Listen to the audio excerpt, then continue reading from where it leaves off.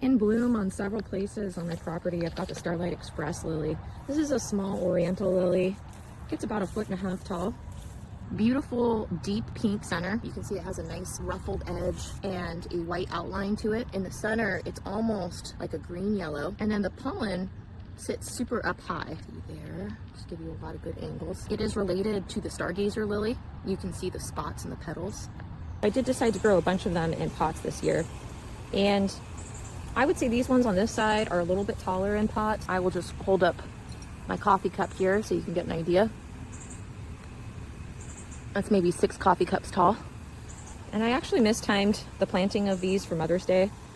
I reached out to my wholesaler a little late this year, and by the time I got them in pots and planted them, and now they're blooming, it's June 1st. So we mistimed that one a little bit this year, but maybe next year we'll be able to offer some of them at a local show. I think it looks really good in pots.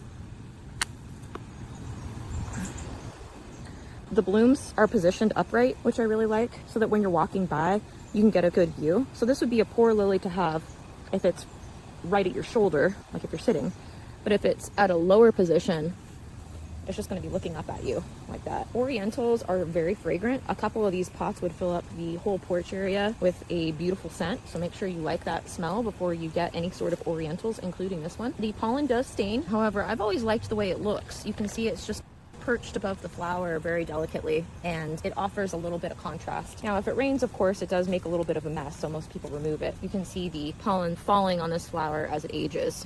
So up to you. You can get a Kleenex and just grab the pollen and pull it off, and it's pretty easy. This lily is very easy to care for. I put a little bit of slow release fertilizer for all of my potted plants, actually. It's just an osmocot. I think it was maybe a 10-10-10 or a 14-14-14, something like that. After these are done blooming, you can either very carefully put the whole pot into the ground for the fall, or you can put it in a more shaded area. However, it will need a little bit of sunlight, or the plant will need a little bit of sunlight while the stalks are green in order to give you good blooms the following year. So consider that when you're making your decision where to keep it. They come back every year. I can overwinter in my zone. I'm in 7B, 8A in the pots pretty successfully, but of course I do always have the best luck when the bulbs are in the ground. So once these die back in the fall and all the stalks go from green to brown, I will replant the bulbs.